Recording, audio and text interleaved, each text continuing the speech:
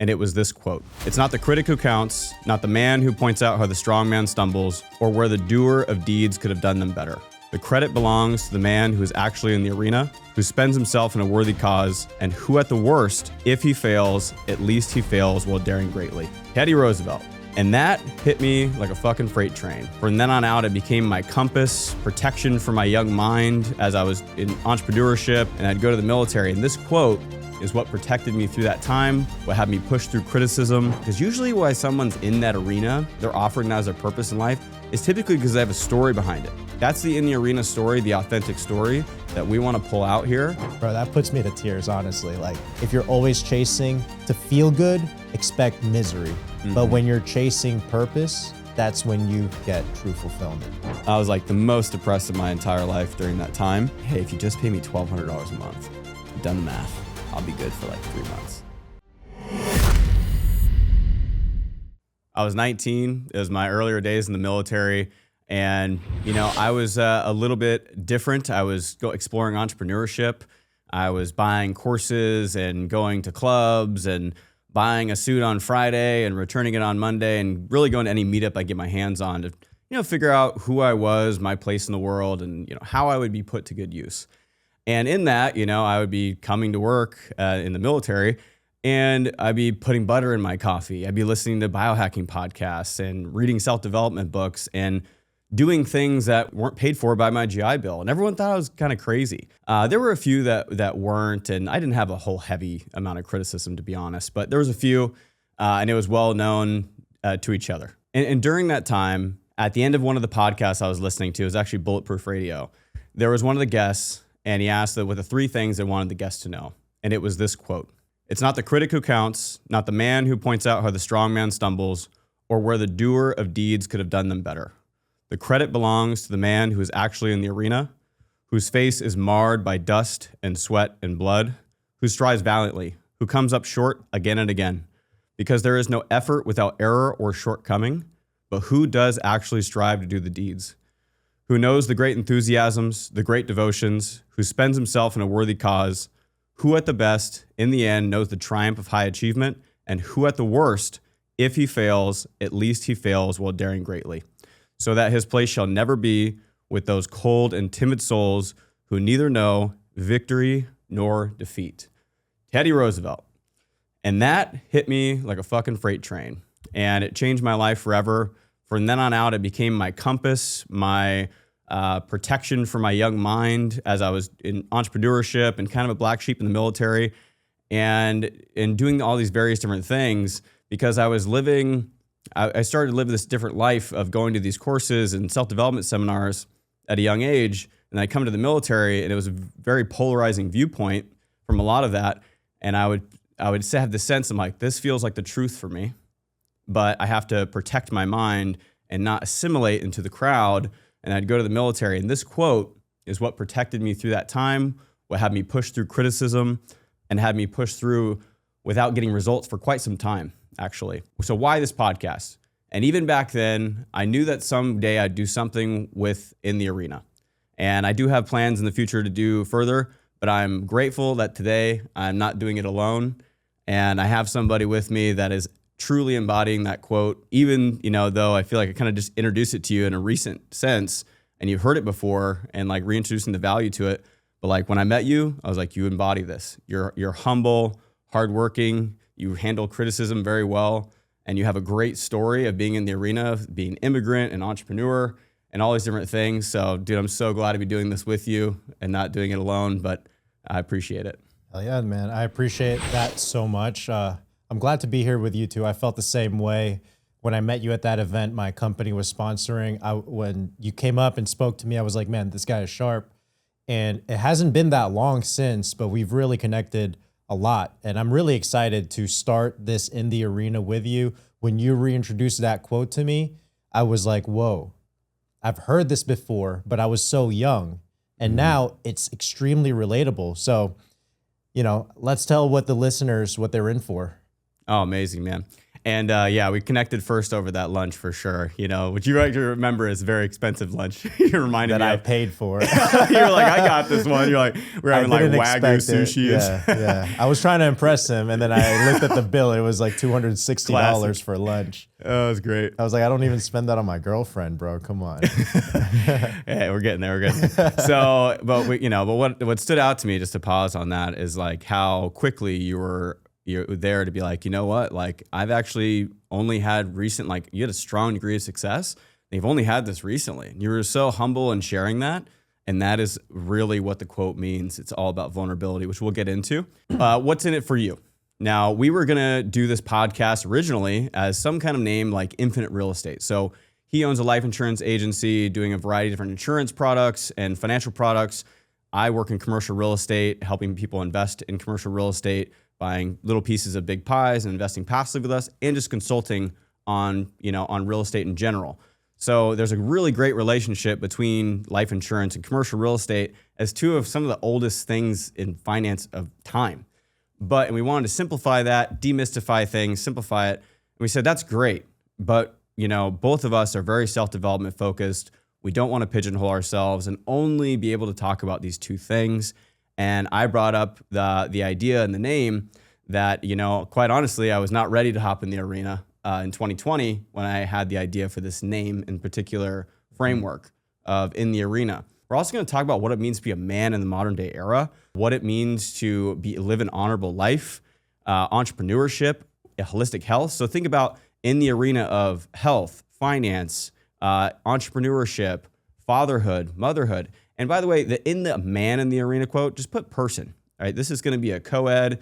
I know many badass women in my life. I know you do too. Mm-hmm. We're going to bring them on. This is not, when I say sausage fest, be a little PG, but it's going to be a co-ed experience. I'm excited to bring those people on, but really it's to bring in experts that came from in their arenas, right? So in the arena of holistic health and finance, and talk about a time, because usually why someone's in that arena, they're offering that as their purpose in life, is typically because they have a story behind it. I know many people in holistic health, they recovered from Lyme's disease. That's the in the arena story, the authentic story that we want to pull out here, whether that translates to finance and, because really entrepreneurship is getting your teeth kicked in all the time and pushing through, not only with criticism and just problems that come up. You're a problem solver at the end of the day. Okay, so in our goal of what you want to get from each episode, we want to help you win in these arenas. So we're going to help you through the real, authentic stories. We do not want to be fluff. Quite frankly, I am not really a polished speaker. I think that's what people most compliment me on, is I'm not exactly polished in the way. And typically that's how I'm able to make friends, quite frankly, and be vulnerable with people really quickly and give them a permission to be open. And I think that's my most complimented quality back to me. And if you think about the ikigai, different qualities you have and people, what they compliment you on, my daily prayer is, part of my daily prayer is that I just ask God to put me to good use. So, and I've been called 6 times in 1 week. Some people were like, you should start a podcast. Wow. And I was like really denying it for many years. And that was a lot of fear talking, just excuses of being too busy in business and variety. So again, just be grateful to be here and actually starting it and being in the arena of doing this podcast. Absolutely, bro. I'm so excited to finally kick this off because we've been talking about it. And what I really love about you is that when you have an idea, you actually do it instead of letting it stay as an idea. So I appreciate you doing this journey with me and honestly leading it, right? The man in the arena really hits home because, I've lived it and I continue to live it, right? My first arena wasn't even in business. It was stepping into the gym between 8th and 9th grade, just trying to gain my confidence because I was super skinny. I'm Asian and I grew up in South Florida, so I got bullied a lot, and that was my first arena where it taught me, how to show up every single day, how to push past my fears, and that I can become stronger if I truly put in the effort, right? From there, obviously, a lot of things has happened, but that was the foundation of the first arena that showed me growth is actually possible. And you You know. definitely grew. Literally, I was like, and my boy stacked. both. In both ways, and, mentally and physically, right? But from there, I found new arenas. From quitting my job to become from a personal trainer to become a commission-only insurance agent. That was scary. I was 22. From becoming an insurance agency owner, Future Financial, and also building Crown and Ash, the brotherhood you and I are building. But essentially, I'm constantly pushing myself to grow as a man, right? Beyond business, also in relationship, right? These are all types of arenas that I'm in today. And I'm sure there's always going to be arenas for the rest of my life for you and I, right? And that's what excites me about this podcast, because we're going to have real conversations with people that are in their arena or have completed their arena, and they share their experiences, right?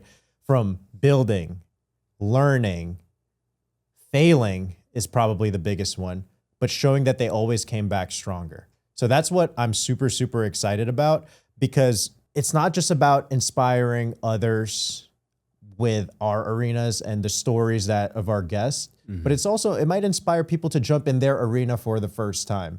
I have a lot of friends like that, like people I'm not talking bad about 9-to-5s, but usually people in the 9-to-5, most of them are not in their arena. They're in a mundane, same day to day. So I would love to see that get extracted from our listeners. Like you said before this, we're not trying to go viral. We're trying to give real value to real people, right?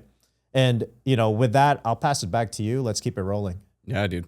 And so one of the biggest mindset shifts that comes from this quote, and Brene Brown is she put this quote on the map, I think, more than anyone on the world. A lot of people love this quote. It's kind of in some circles, it's like, it's pretty drawn out, like it's been used quite a bit. And to that, I don't care. It's so good. And sometimes the simplest, most repeated things in history are for a reason. And one of the greatest things that I loved hearing from her back in the day, and going back to kind of like protecting my young mind through that. She said, if the criticism is coming from somebody that is not in their own arena, getting their ass kicked, then I'm not interested. Yep. Because you and I both know that if you're talking with people that are truly having a degree of success in their life, they're happy, they have good relationships, good friend circles and all that, they are not the ones behind a keyboard just shooting from the hip random comments. Every time you meet somebody, that's one of the key commonalities. And anytime I see somebody that has that and has some degree of success, my personal opinion is it's going to be their demise at some point. Because when you start talking with people with real money, which is like my job, is like I learn every day I get to talk to somebody, like a family office rep. They are calm, humble, and they just want facts. And any bit of this noise and showboatiness, they find repulsive a lot of the time, right? Yeah. They like calm, humble, honorable, these different kind of qualities. So find that to be, they're in the pursuit of excellence. People in their arena, like that is really the purpose of it. Go ahead, sorry. No, please. That's it. Yeah. When you talk about like these wealthy people, like they are humble, they're quiet, they're not putting their emotions out on social media, right? That's usually a big key factor when someone's faking it. If I see their emotions everywhere, because a true confident person, man or woman, is pretty quiet and humble. They're like, hey, if this offends me, oh well, life goes on and I'm doing well for myself. But it's not just, I just want to clarify, it's not just money, right? I know you know it too. Obviously, you and I are chasing money. We don't let money control us, but we are actively chasing it. Can't deny that. But most of the time, wealthy people that build true confidence and they let it sit. But sometimes someone's not extremely wealthy, but they also have that level of confidence because whatever their life goal is, they're living with purpose and they have that confidence, So you can see it with people even not wealthy. No, absolutely. And that's they have a different arena. They have a different arena. And I mean, especially like the younger guys that came to Crown and Ash, and Crown and Ash, just in simple, is the group that you created. It's just guys getting together with cigars, no pitching, no selling, just connection. And some of those guys, again, it's like, if you have 7 figures, but you're a Deutsch bag, I was like, we don't want you to be in there because that's different culture. And like people can get successful and not in honorable ways and have a certain demeanor that they live life in a way that I do not prefer, Right. in simplicity. But there's young stallions that are on the way, they're hungry, and they have that mentality. Yep. And those are the guys, I would say, in the different demographics of people that I want this podcast to address. I would say the first is that the young, hungry, they don't have to be young necessarily, but the hungry and humble. And I'll just feature this guy. It's actually after the event we did, Infinite Real Estate. Yep. You remember Ephraim Asher, Yes. the African He guy? came up to me. Yeah. Yeah. So me and him have been on, a call every other week or so now. Wow. And that demographic of human being is why I would do this. If I only spoke to him and it changed his life, I would do this. I'd pay the money, do all the effort, all that stuff. Because, and I'll edit in this video, he sends me, we were on a call and he's like, he wants to get in real estate investing so bad. And he's like, I'm going to go stand outside of Home Depot and I'm going to ask people who needs help on their projects. And I'm going to go do it. And he's like, he sends me a selfie today. And he's like, hey, just want to follow up. I did it. And a lot of people need my help. And I'm like, I'm like, dude, this is so a part of your story. Like African immigrant, just like heart of gold. And I was like, I will answer that guy's call any day of the week because of that mentality. If he was coming up to me and trying to show me what he knows and, where he's been and just kind of show, but I'd be like, you don't want to pour into people like that. He wants to learn. He wants to learn. So that's demographic number one. Yep. I was thinking about this on the way here.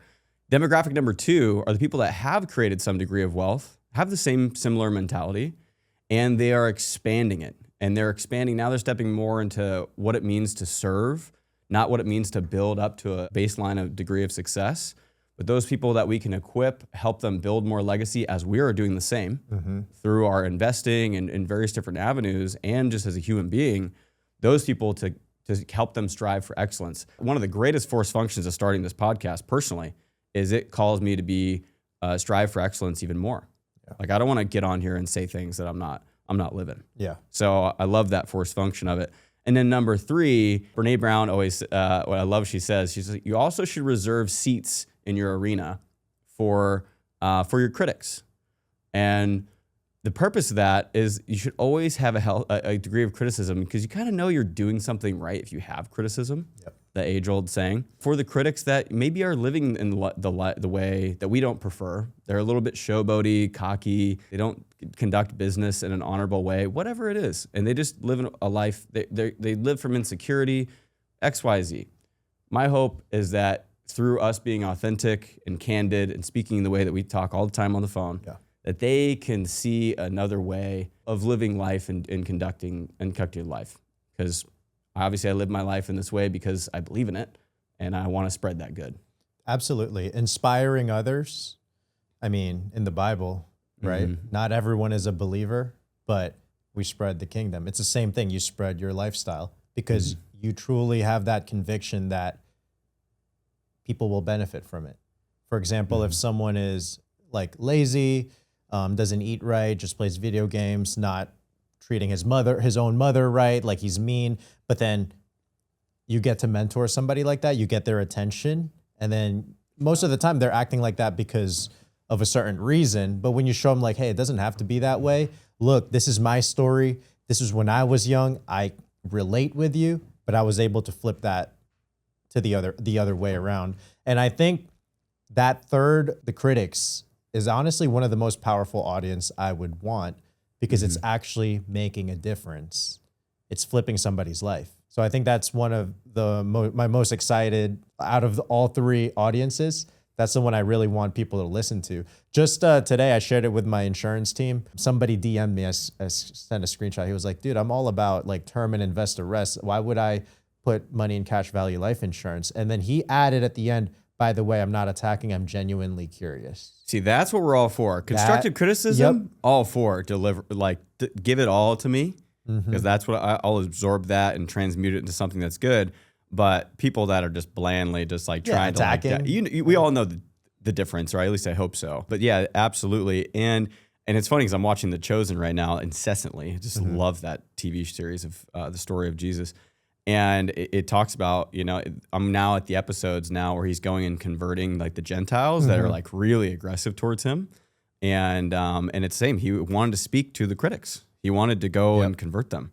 And it's not in a forceful way. He did it through like this very unconditional, loving, and kind of a little bit of humor too, which is totally my style. Delivery is important. Yeah, delivery is important. He wasn't totally being abrasive and all the time.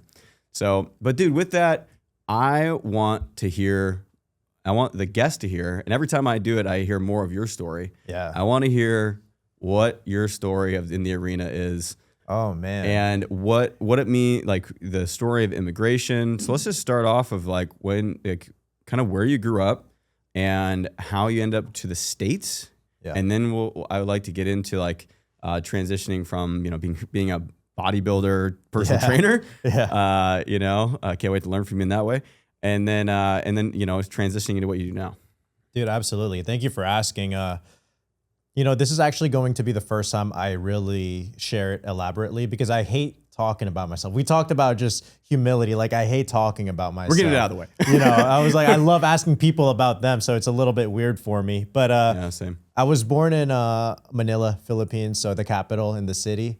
My family was, average, but average is poor, so. Yeah. Or the wealth gap there is huge. Oh, you're either extremely wealthy or you're poor. Like the middle class almost doesn't exist. I mean, I just visited for the first time in 13 years 2 months ago. So I was able to see it for the first time as an adult. But anyways, that's where I was born. I moved to the US when I was about 9 years old. But when I was there, I didn't know we were poor. I was happy. I was a happy kid, had food. I lived in the same house my grandparents lived in and my great-grandparents. There was like 6 families in one house.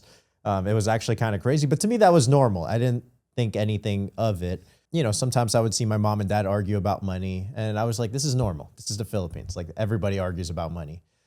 So I grew up very nonchalant, very blinded to the problems of the world. But then my dad got a job offer. He graduated. My dad worked super hard. He graduated from the best engineering school in the Philippines, MIT.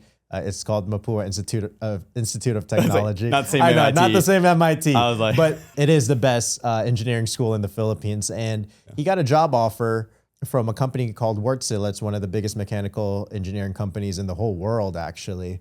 And they wanted him to, he got promoted so much that they were like, hey, we want you in one of these branches. It was like Switzerland, Fort Lauderdale, like everywhere, like Finland. He ended up choosing Fort Lauderdale. Of course, South Florida, where I ended up getting bullied. But but when we moved there, that's kind of like when the culture shock hit me. Thankfully, I spoke decent enough English to survive.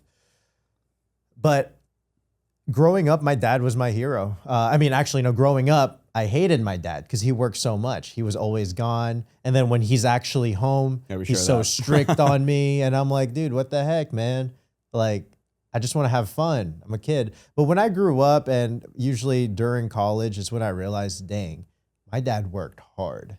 And especially when I graduated college, this is when I kind of want to start my story into, is when I started having to pay bills.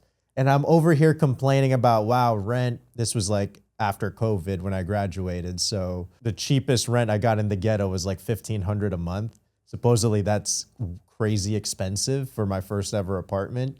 Because people were getting back then. Yeah, back then they were saying like you could get a high rise for $800 a month. I'm like, what? I'm in the ghetto for $1,500. And I remember just struggling to pay bills because I was a personal trainer. I was in school, pre-med, did great, and then I dropped out of my doctorate, got accepted, and then I went there for a little bit, and I was like, you know what? This is not for me.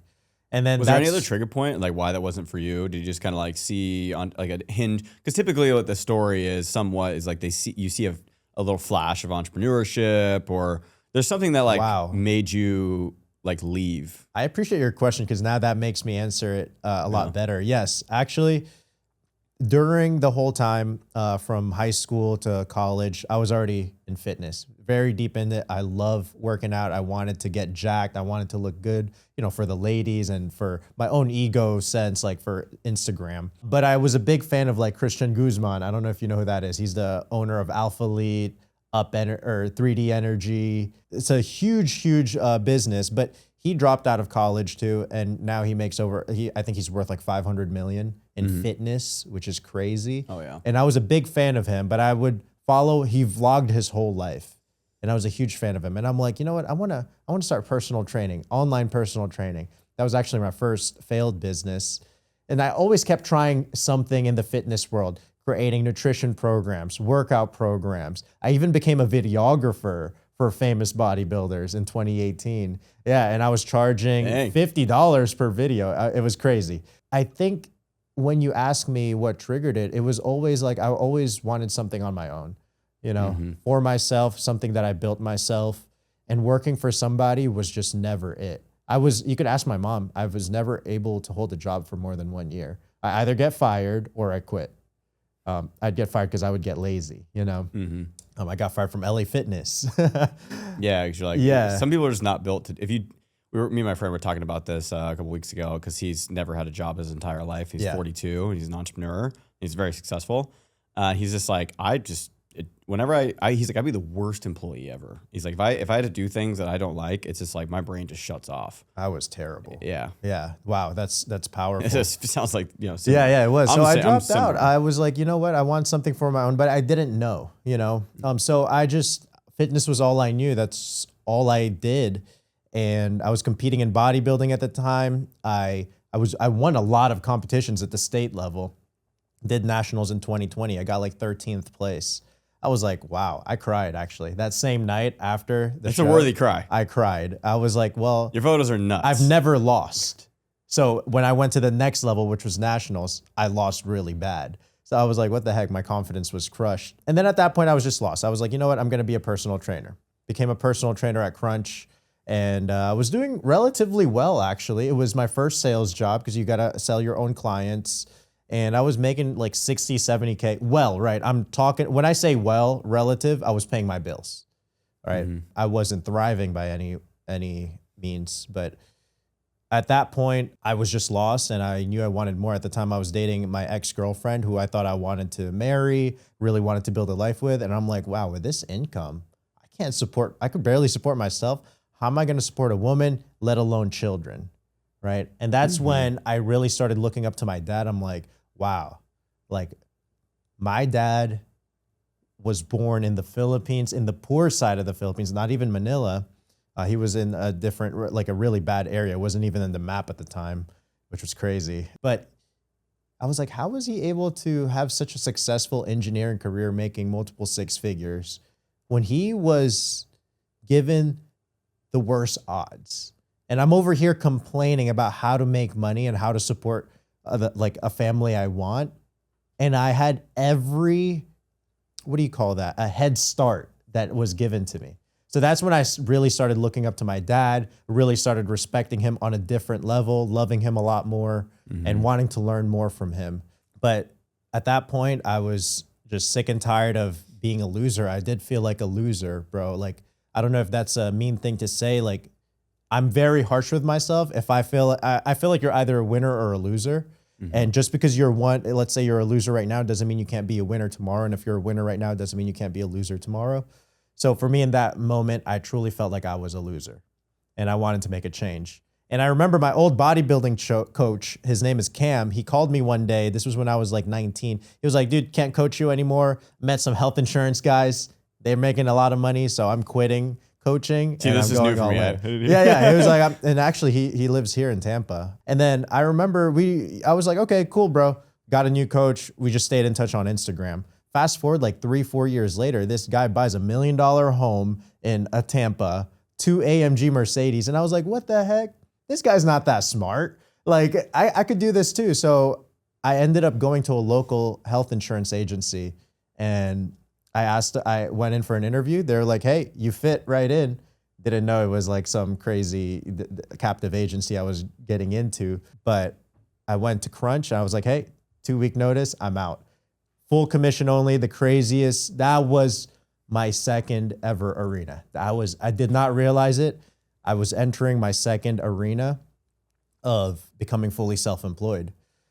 And it was scary, but I had no fear. I want to share a little story.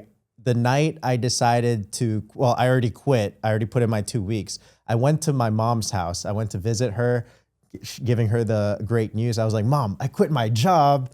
I have my car payments. I have my rent. So she was worried about me, actually. She didn't show it, though. She was like, she was like, oh, wow, I'm so happy for you. You're going to kill it. And then, you know, I was like super happy and hyped. And then I eventually went home back to my apartment. But fast forward 2 years later in Thanksgiving dinner, my mom told me, she was like, you know, that night you came by and told me you quit your job and you're going to become an insurance agent. She was like, I was so scared. I called your dad right after you left and you're like, we got to get your son's room ready because he's probably going to move back in with us. And I was like, what? No way. And she was like, but I was not going to be the mom to tell you to not do it. He was like, because we're blessed enough to be able to take care of you in case you do fail. But in that moment, bro, like that night when I gave her the news, I had zero sense of failure. It wasn't even courageous, because courage is when you're fearful of something and you do it anyways. There was actually no fear. I was like, I can fucking do this. So I don't know if that's good or bad. No, and dude, that's what that's one of the key elements of the quote is to do something courageous in the face of fear.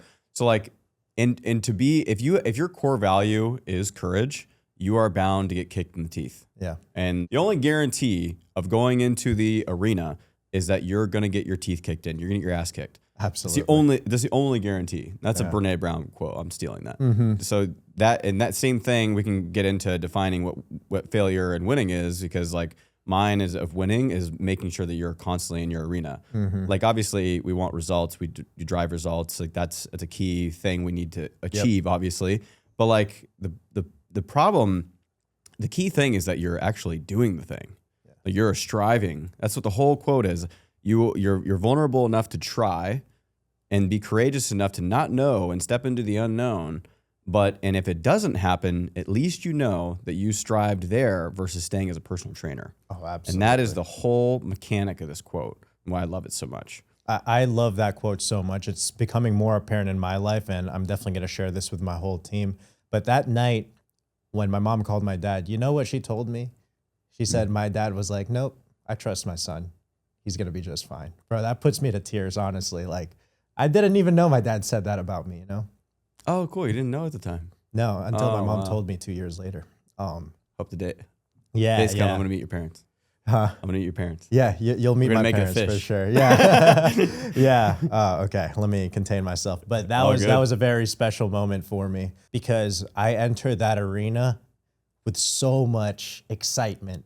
And I think that's what triggered it. Me feeling like a loser is what triggered that second arena, which would change my life forever financially. And when you're talking about getting your teeth kicked in, when you start entering bigger arenas like this, like my first ever self-employment, wow, I got my teeth kicked all the way in, bro. Like I started off really strong, actually. So my ego was through the roof. I was like, I was meant to be a salesman. You know, I was making like $3,000 a week for 2 weeks straight. And then after that, 6 weeks, no income, because I was just selling friends and family. Oh, there you go. Yeah. I had no marketing skills. Then you have to start spend money on marketing. And you're like, oh, humbling. Yeah, it was terrible. But yeah, fast forward to that. I don't know how deep you want me to go, but from there, obviously, the rest is history. And I've gotten my teeth kicked in multiple times. There is another big arena I want to share, and then I'll give you the spotlight. But I was doing really well. Overall, my trajectory as an insurance agent was scaling up. Mm-hmm. So even though there were moments of not having a good income, relatively, I was making 3 times more then. Even when my bad weeks or bad months as a health insurance agent, I was still making way more money than when I was a personal trainer.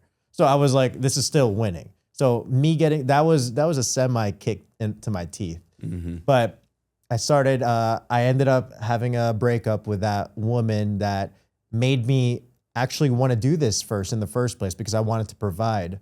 And I felt like a loser, and I felt like she deserved the winner. And her and I ended up having a really bad breakup. She ended up cheating on me, actually. The second arena opens, right? Mm-hmm. And this moment of my life, I was very weak. I would say, and this goes back to what I was saying in the beginning, I was winning financially relative to where I was before, but dude, I was still a loser because I was a simp. I just wanted an attention from a woman, you know? Mm-hmm. So I remember in college when I was bodybuilding, I had my college girlfriend, but you know, I was always a very loyal man, and there was this really hot Latina in the gym always DMing me Crazy hot, bro. Crazy hot. It already sounds Not like your even demise. Yeah. Anyways, for some reason, I think maybe it's Latinos. just want to say that. Or in Tampa. 3 months of me being single, for some reason, this woman followed me back on Instagram like 5 years later. And then I was like, oh shit, I had a crush on this girl, but I always left her on red because I was dating somebody at the time. So I freaking slid in the DMs. And I moved so fast that she actually ended up moving in with me 2 weeks into like talking. It was really bad. Oh, I have a similar story. So Yeah. Oh, I can't judge. I learned from my mistake. This is this is the biggest kick to my face ever in my life, actually, because I allowed her into my home, and I was like, you know what? I wanted to provide for someone. That was the whole reason I put myself in this arena in the first place, right? I wasn't doing it for myself. I was doing it for provide, to be something, you know? And to say the least, she was batshit crazy, extremely controlling, and actually crazy, like medically, like she was taking a lot of medicine. And she controlled me in ways I couldn't even focus on my business anymore. And I remember I had about $60,000 saved up, and I thought I was rich. I'm like, what the fuck am I gonna do with 60 grand? I could, like, if I just stay as a health insurance agent forever, I'm always gonna make money. And I just wasn't making any sales at that point because it was always arguing. There was always drama. And I remember we moved in, because my lease ended. We moved into St. Pete, a beautiful apartment complex. At the time, it was my most expensive rent ever. It was like $2,600 a month. And I was like, this is fine. I have 60 grand. Like, I could live forever. But, you know, I have to spend money in marketing and everything like that. I remember a few months in, I have a negative $800 overdraft in my bank account, and rent was due next week. Dude, that is when my life completely flipped, and I was like, wow. And I actually blocked all of her bullshit away just for that 1 week. I hit the phones. I picked up the phone. I started dialing, and I made $3,800 that week, and I was able to pay rent. Thank goodness. Oh my goodness. That was the hardest sales week of my life. And eventually I tried breaking up with her. One thing led to another. And, you know, she went crazy on me. She was like, why would you ever break up with me? Started throwing stuff, threw the TV down. I called 911. I was like, shit, I don't want her to hurt herself, and I don't want her to hurt me. I called the police. Police finally came, separated us, you know, put her in the living room. They put me in the hallway of the apartment complex. And fast forward an hour and a half later, they were reading me my Miranda rights. Oh, dude. Handcuffed and everything. Went straight to jail, bro. And it was so evil. Like, I just want to share a memory I have. Like, as they handcuffed me and they were walking me, she came up. She was like, Kyle, why did you do that? Oh, dude, straight evil. Like, I swear I saw the demon in her, like the devil himself. It was a really bad peak time. manipulation. Yep. And at that point, I was really broken, one of the worst times of my life. And actually, my mom and my dad, after I got out of jail, they housed me. They were like, hey, just stay with us, just recover. And that was not too long ago. That was 2024, end of 2023, early 2024. And they helped me get back on my feet, you know. But from there on, a lot of clarity has come in. That arena of my life made me fall so hard. And I think that was my lowest point ever. Because even like friends of mine, when they would reach, because it was not just her saying that. She was posting everything on social media, posting my arrests, saying, you guys think Kyle has money? He's actually broke as fuck, which honestly at the time was true. I was fucking broke. And, you know, she was blasting me everywhere. And even my friends were like, shit, I mean, we like Kyle, but I don't know how he is in a relationship. Everyone was doubting me except my closest friends. But my closest friends and my family kept me stable. And that's when I started to really level up, because now I turned to God, I turned to gratitude, and everything is so much more purpose driven rather than just, hey, I just want to feel good. If you chase feeling good, I don't know who said this. There's a quote I heard. If you're always chasing to feel good, your life, expect misery. But when you're chasing purpose, that's when you get true fulfillment. Oh, I couldn't agree more. And I have not, I'm still getting my teeth kicked in almost every week, but I am so happy and fulfilled every single week ever since I recovered. And after my parents, housed me and then I got out of their place, I just moved different now. And it's all thanks to that arena of, honestly, like, I don't regret any of it because I jumped into that relationship and I got my teeth kicked in and then I learned a valuable it's some of my lesson. greatest lessons. Thank as well. goodness no charges were ever, Yeah, you won. I won. So there was no charges. So nothing affected me in the long term. Just that 1 year of hell. That's incredible. And dude, and now just objectively, you have an amazing girlfriend. She's sweet as can be. She's the best. She's the best. And then you have this, like, you have a brokerage with what, 18 agents? Yep, 16. 16, crushing it. Yeah. Like they're cranking, and like I know you now. I'm like, you're a happy guy. Yeah, I'm like, pretty happy. Yeah, Tired, but happy. Tired, yeah. It's well spent. Yeah. We like to say. So I like to be well spent at the end of the day, as well. So, dude, that's awesome. Thank you for sharing your story authentically. Yeah, and that's what we want to represent in the podcast, is like the real.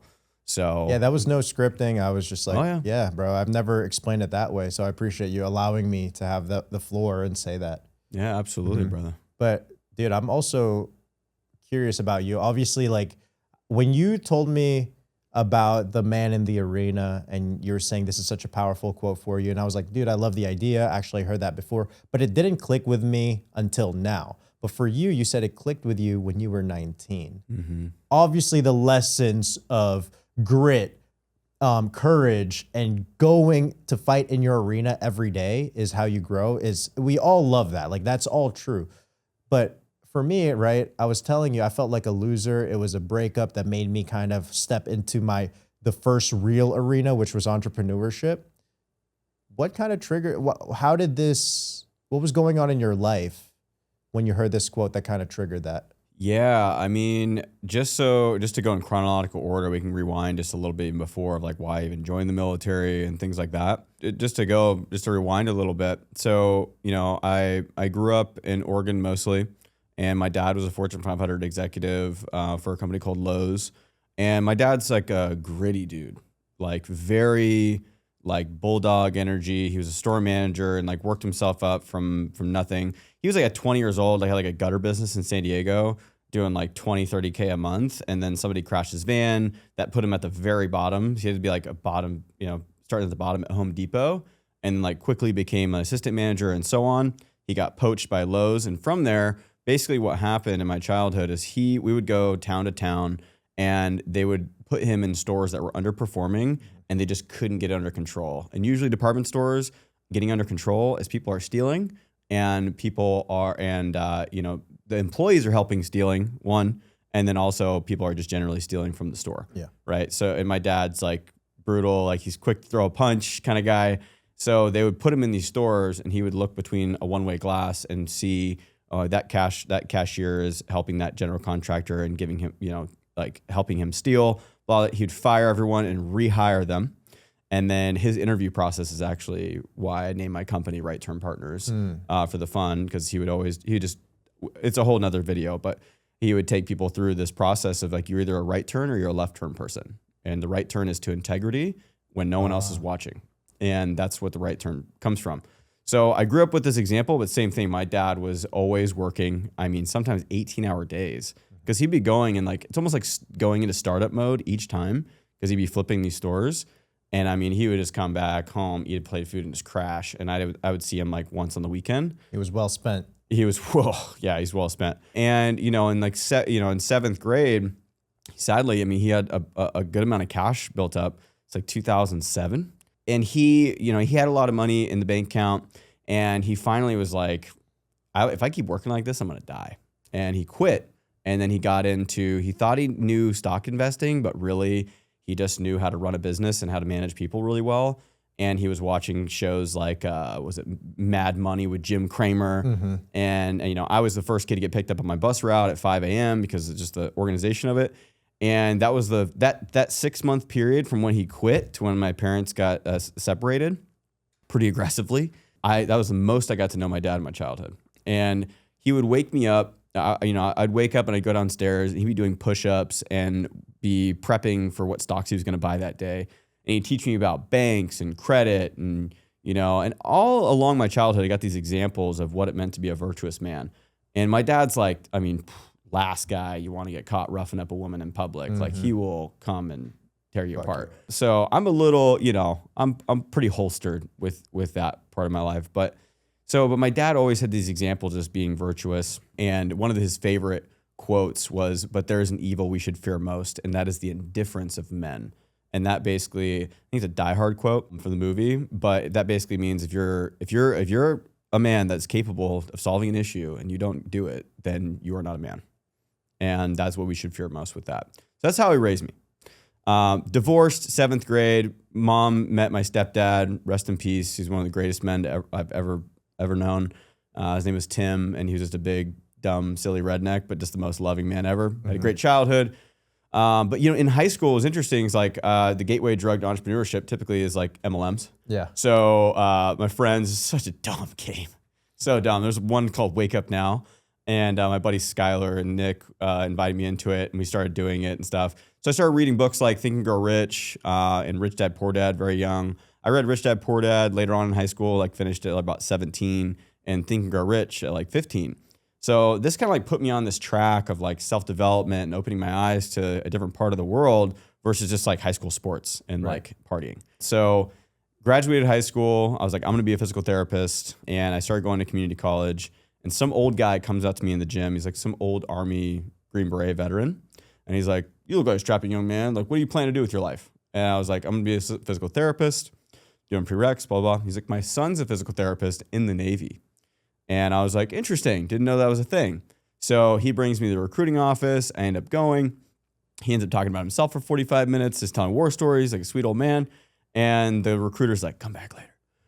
So I came back and I was like, I'm only leaving if it's medical. So I ended up leaving, and truly, just to get a little bit more, just a little vulnerable, the reason I really left my hometown, like the internal feeling I had was I felt alone.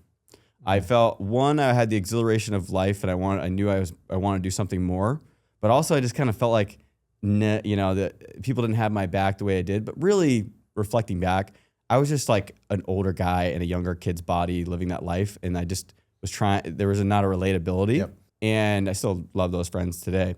So I decided to go to the Navy, left 9 months later, got medical, got blessed, but grace of God, 200 people, only person that got San Diego, got to San Diego. And then I was attached to basically Marine infantry units for 6 years. In various different ways. The second half of 3 years was, actually to like a deployable unit. The first 3 was at a training command.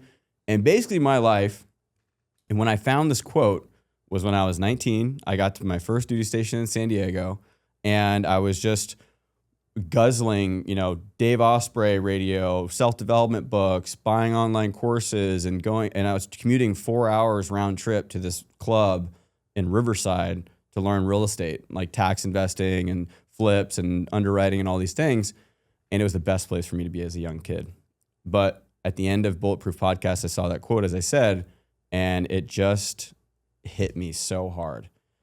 All the things up to that point and understanding of life, I was like, this is the truth. That's where the quote found me when I was 19, is through, I would go to the military and I'd bring in my, my butter coffee and all this stuff, just getting kind of criticism and light play with all this stuff. And that quote is what ran my life at that time. I'm curious, is the reason that quote hit you so hard did you feel like you were not in an arena? Like you felt stagnant and you're like, shit, I need to get in my arena. Is that how you felt? Or not really at the time, because why did it trigger you in a positive way though? It felt like so true to life in the sense of, it doesn't matter necessarily if you win or lose. And again, definitions, we can go into that, but just for the purpose, but it matters that you are in the process of life. You are in the arena. And I felt like I was pushing it, actually. I was like, any real estate meetup or meetup in general, I'd use my vacation days to go to conferences in LA for Ty Lopez, just like figuring it out. Yeah. And as I'm 19, and then that quote hit me. And I got in real estate really around the same time. And then I never really looked back. And from there, I'd commute to that club 3-4 times a week, 4 hours each way, listening to podcasts. I'd door knock on the other days that I wasn't there on weekends, and I'd really live a normal 19 to 21-year-old life until I got married. So with that, and it's interesting, like my day-to-day life, it's very interesting when I describe it to people. Like when I tell the story, people are like, oh, that's actually very different. Like at this training command, I would go and sit. My job at the first 2 years of my military experience was you have to have a medic on site when you're shooting guns and you're conducting training. So I'd literally go out on these ranges and I'd sit in a Humvee or a hut in a flak and Kevlar for 6, 8, 12 hours, one whole week. I'd sleep out there with the students, whatever it was, advanced training, mortars, whatever. And I would just bring out an extra battery pack and my books, and I would read and study my real estate courses, because you're literally doing nothing except waiting for someone to get hurt. So I just brought books out, and I would actually, and this kind of describes the purpose of the man in the arena quote and why I feel like it protected my younger mind at that time, is I would read books like How to Win Friends and Influence People. I'll never forget this. Is I would hid the book in another book, and I was reading that, and they found out one day that I was actually reading that book, and the combat instructor was like, "Oh, Doc, you're reading How to Win Friends and Influence People. You need some friends?"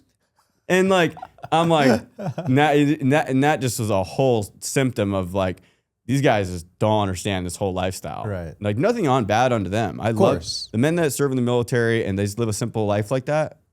Fuck yeah. I'm like, I had a great military experience despite having some polarizing experiences.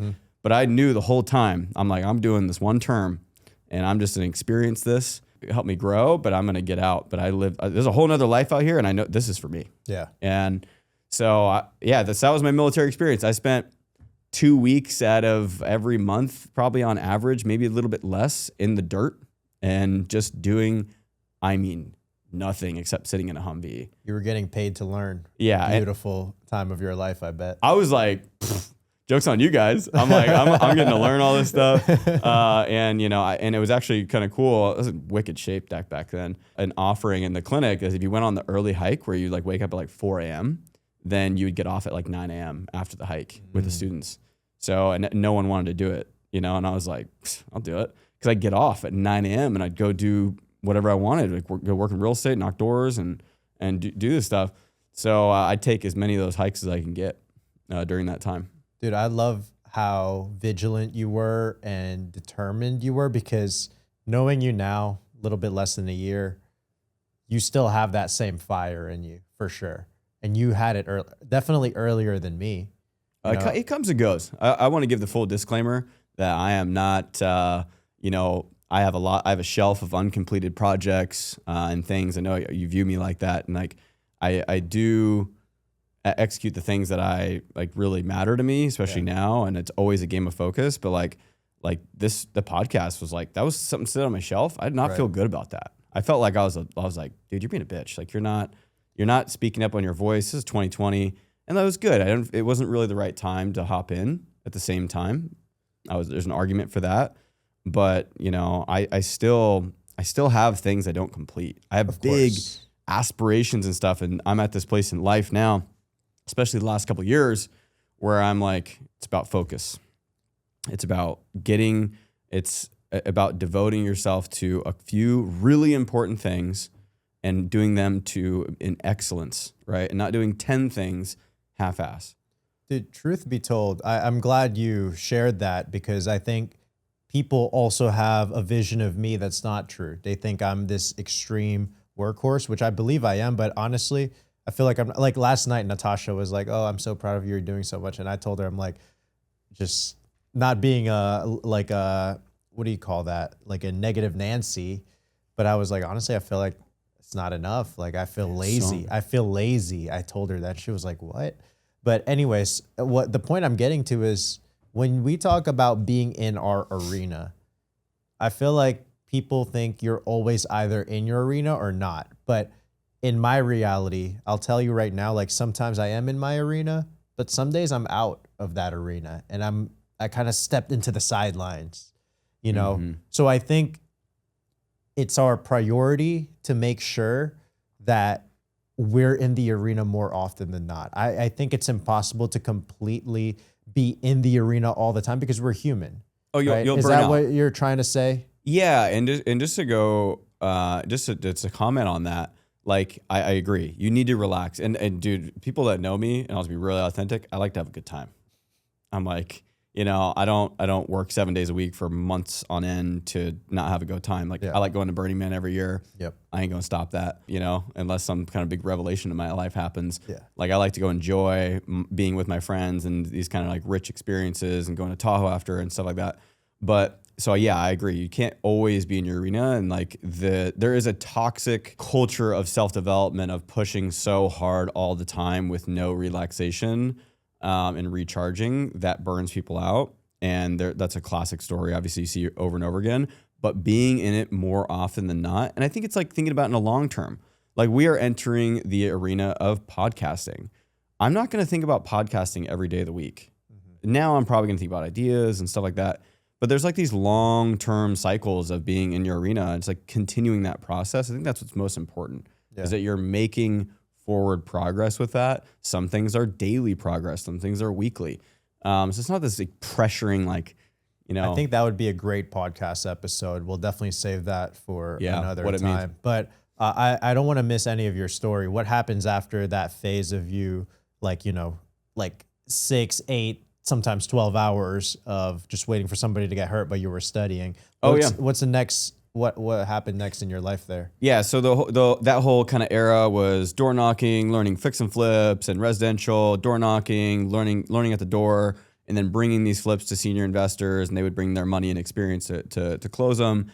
And then also somewhere in the mix is my lowest point in my life yet, I would say, and that was when I got married. So, and my ex she's not a demon. Like we were just young and just couldn't figure it out. And so I met her. We were like 72 days in person. And then I was like, hey, if we do this thing, because in the military, if you get married, you get housing allowance, you can move into it with each other and stuff like that. And I wanted to take her out of her situation in Washington, which was pretty bad at the time. And I was like, hey, I can buy a house and we can do this thing. She said yes. So bought a house, she moved down to San Diego, and then that was when I went to a deployable duty station, and pretty much hell broke loose. It was just like arguing late nights. We'd argue till like 2 a.m. I had to wake up for a hike at 4 a.m., these different like morning workouts and log runs and stuff. It was like not fun. I was like the most depressed of my entire life during that time. That was a rough time. And then I'm meeting a lot of friction with certain military leadership on the Marine side, because like, I'm strategic and tactful, but I'm not good at completely keeping my mouth shut, and they do not like that. So certain ones we had severe disagreements with, and they kind of like always had it out to get me. They got me in trouble a couple times and stuff like that. So I had a lot of friction in that. And then I deployed in 2018, and that's when I separated with my ex. I just said, hey, this isn't working, basically. And I left. And I deployed, went around the world, and just like really felt like I rebuilt myself with some guys. It was fun, man. Just went training in like Djibouti, Africa. That was terrible. It was like 127 degrees, like 90% humidity, 99. And just had this like really awesome military experience of getting deployed with just like a bunch of dudes I was good friends with. And, Malaysia, Dubai, Thailand, and had this experience. And during that time, I was studying my real estate investing courses more. All you're doing on a boat, again, is like either sleeping, working out, or you're watching movies, or you replace that with education. So did that, came back, and there was this connection I had with a couple named Brett and Francis, and they are like absolute blood to me, even to this day. And they were running an investment club called San Diego Investment Club. Brett was, and my buddy at the time, he was like, hey, you want to go try out a new club, a new group? And I was like, dude, I'm not spending any more money. I'm not buying into anything. And so I ended up going with him. I meet Brett. I knew he was going to be very important to me as soon as I met him. And I just started, and it was the same kind of education I was learning over here. I ended up coming in and starting to teach like things like velocity banking, which we'll get into, as far as like integrating it with the life insurance. It's just basically accelerated debt pay down and just like running cash flow board games of like Robert Kiyosaki and facilitating that experience and kind of growing into that with Brett. His wife, Frances, was a top 1% realtor. And this is like 2019. I got out in 2020. I started just like involving myself with them. And he was launching something in the secondary money market. I kind of got involved with that, not really. And I'm then assuming that's a new arena that you entered in that moment. in that moment, as far as, well, I was in real estate investment clubs. So my 11-year consistency is real estate investing. And the first 8.5 years or so is the residential component of it, anything that touches residential home. And then in 2020, when I was getting out of the military, I had very little money in the bank account. I had debt from all the courses, still a lot of it. But I knew I had to get out. And I got out January 2020. And I remember I went to Francis and I was like, hey, if you just pay me $1,200 a month, I've done the math. I'll be good for like 3 months until and then I was going to school, getting BAH and stuff like that for my GI Bill. I had all these things set up and I literally bought like mac and cheese and hamburger helper and put it in my cabinet to make sure I was going to be able to withstand. And I got a prescription for Adderall to make sure I can handle it all at the same time. Because like 2 businesses and school. Yeah. So, but then sure enough, February hits and I closed my first deal as a realtor. I got licensed and worked with Francis and we were off to the races. Wow. So I became a top 1% production agent in San Diego within that first year. Wow. And just had like my big success spurt. 2021, we kept growing the team. We got up to like 65 agents at one time or so. And just helping run that. Super grateful for like Zach and all that, like the guys on the team that helped me be successful during that time. But during this, I always knew I wanted to be on the investment side of the house. My childhood, watching my dad lose it all in the stock market, which that's a part of the story I missed, is he lost it all in 2008. And that's what kind of triggered my parents getting a divorce. Mm-hmm. So, and the whole trigger with that. So I was like, I don't trust this paper-like system.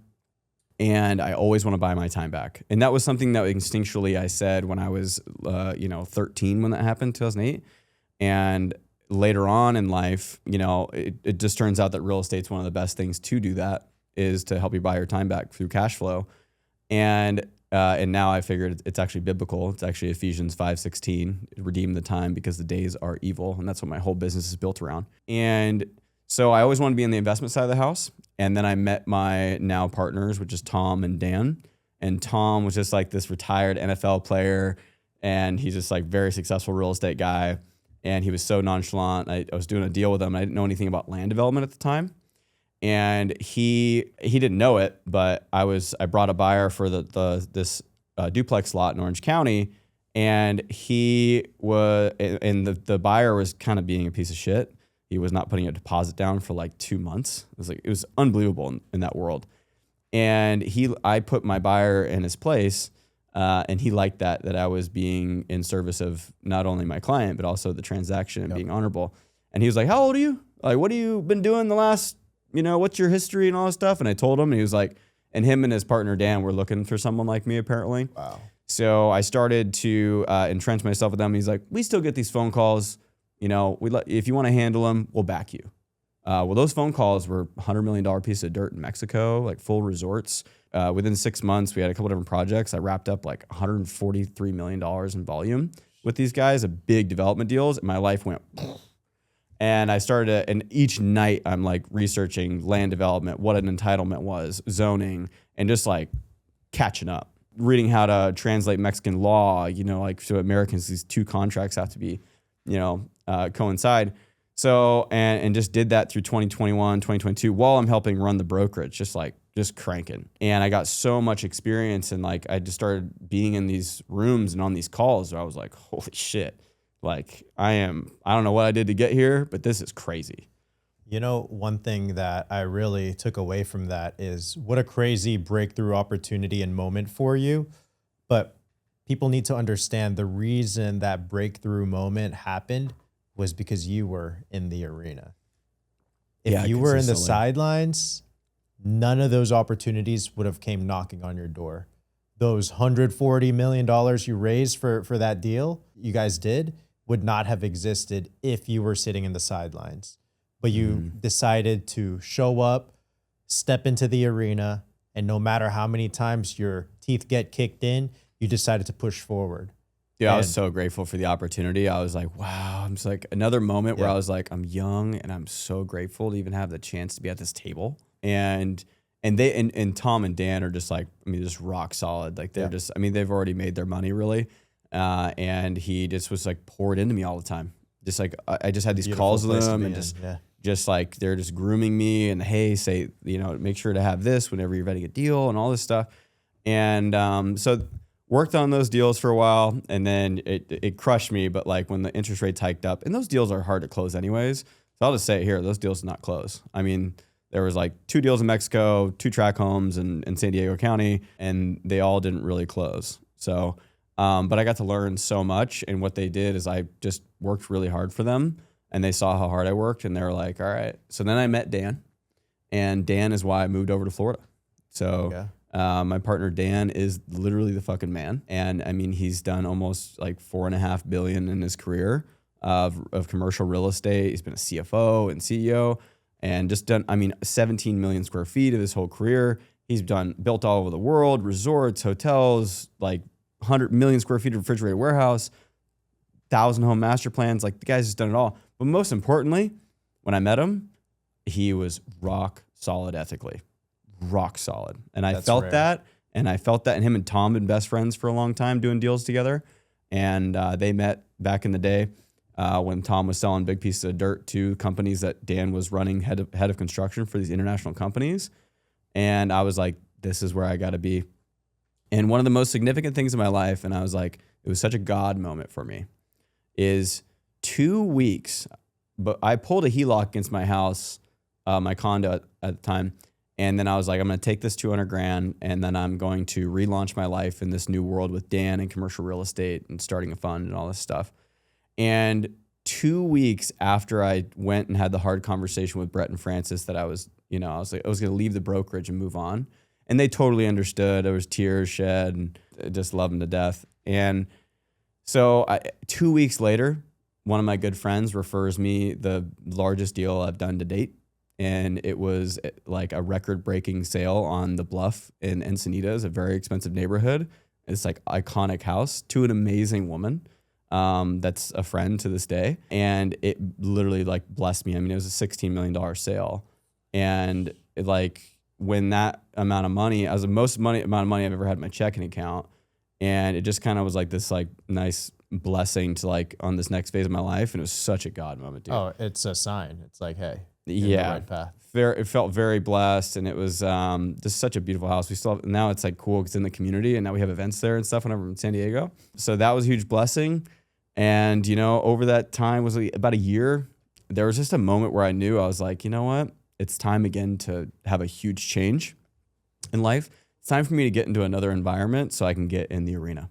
I just kind of felt stale in San Diego. It's such a beautiful place, but I just kind of felt stale.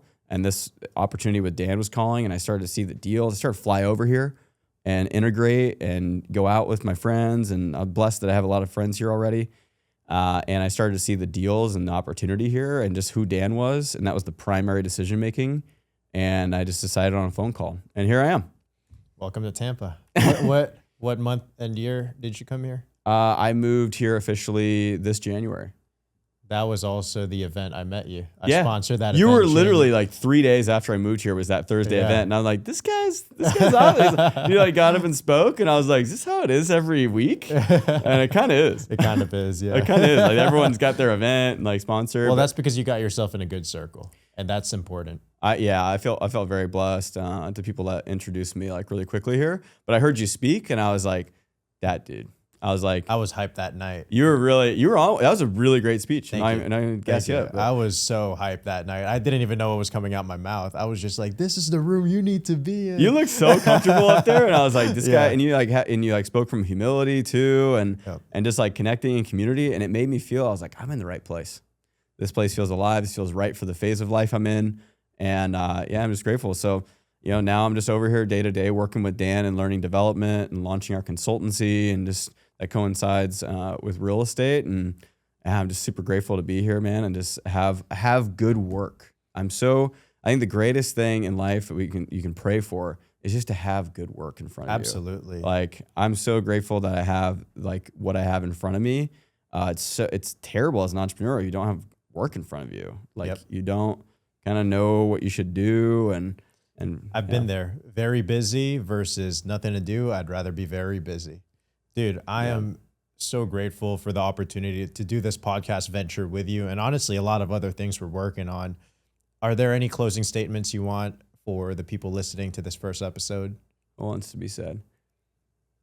I would say, I don't really see myself as someone that talks, I don't want to dive too much with going into the modern times and stuff like that. I would just say, I've been thinking about this a lot lately, especially with the assassination of Charlie Kirk, is we're living in a time where things are getting a little crazy. They're getting a little wobbly. Okay. And like, It's on a fine line, right? I have a little bit of existentialism in me about things. And I also have this like belief in the Bible and Christ. So I wrestle with that all the time. But I think the most important thing during this time is to get very clear on your values, very clear on your relationships, and be in your arena of those things and build. I do not think this is the time to go out and try to relive the same experience at the bar every weekend and be hungover for a few days.